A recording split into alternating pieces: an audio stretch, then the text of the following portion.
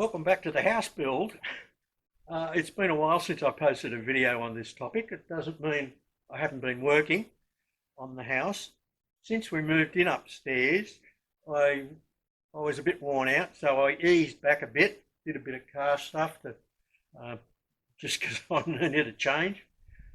But the upstairs of the house is pretty well finished now. So I've got to do a few bits and pieces down here to finish the building construction of the house.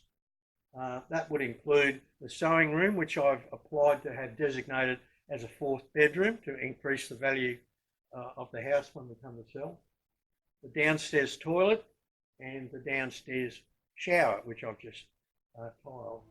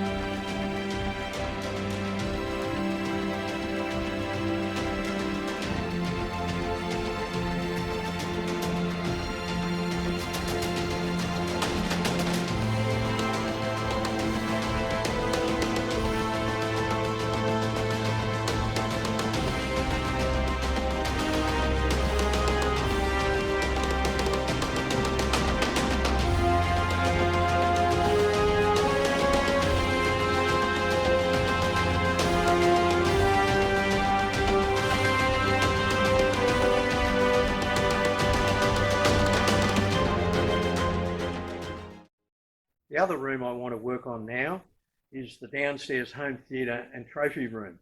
It's one big room. I've put the wall framing up, the insulation in the roof, not that it was imperative, but I had the insulation over. So I insulated the roof. I've ducted round where I've got a pipe going through, and my next job will be to put the gyprock sheets on the ceiling.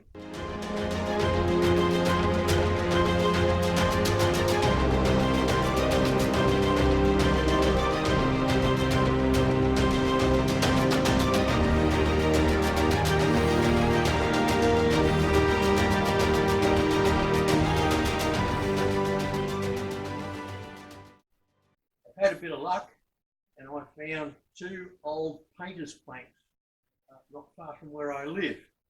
It's deceased estate, the guy who passed away, 87 years old, he'd been a painter all his life, and these were his last two planks.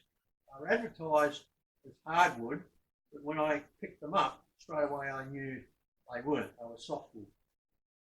Both these planks are 40mm thick or a bit under 2 inches, different widths and different lengths. This one's about 4.3 metres, this one's about 3.5.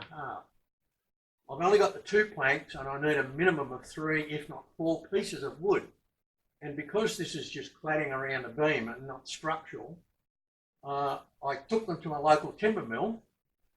I scored the planks for free and he split them in half for free. As soon as I smelt them going through the saw, I knew what timber it was. It's Oregon. Nice grain on the inside, but I don't want that. I want the old weathered side on the outside. I'm going to roughen this up a bit and go for a rustic look, and I'll probably stain it fairly dark. So I've got all the timber I need. The milling was free, planks are free 20mm thick, perfect for what I'm going to do.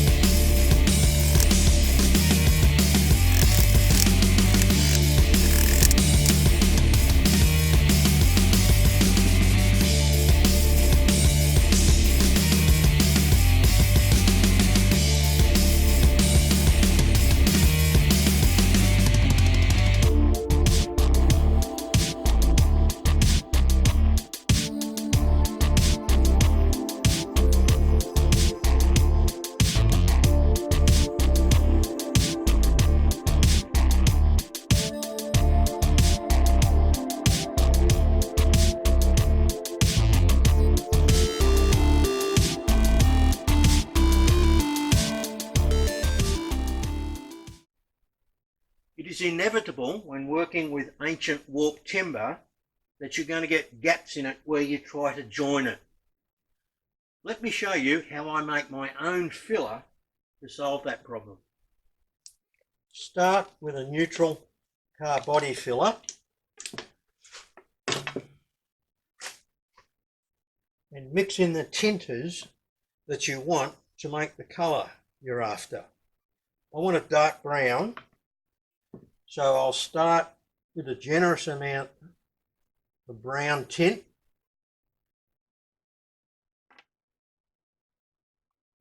See, that's turning filler brown because it's not paint, it's tinter, which is way more concentrated.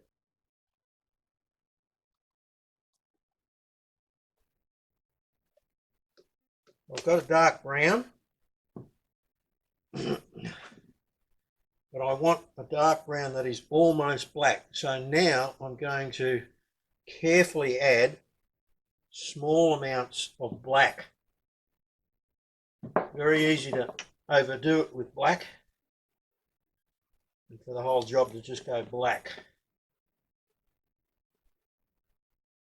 You can see how little black I put in that, and yet how dark it's turning that brown.